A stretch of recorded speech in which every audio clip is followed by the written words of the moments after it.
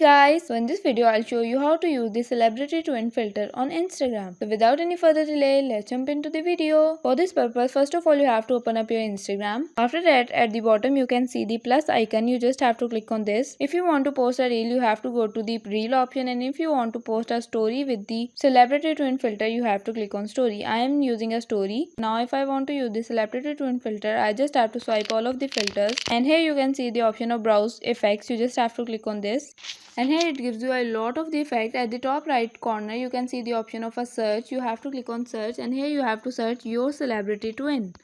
After that, you can select any of the filter according to your preference. For example, I am selecting the first one, and here you can see that I can make the video like this type by using this filter. If you want to try this filter, you can click on try it, and you can also save this filter for later use. Okay, so guys, this was the easiest way to use the your celebrity twin filter on Instagram. If you guys like the video, give it a thumbs up. Don't forget to subscribe the channel, hit the bell icon. Thank you for watching.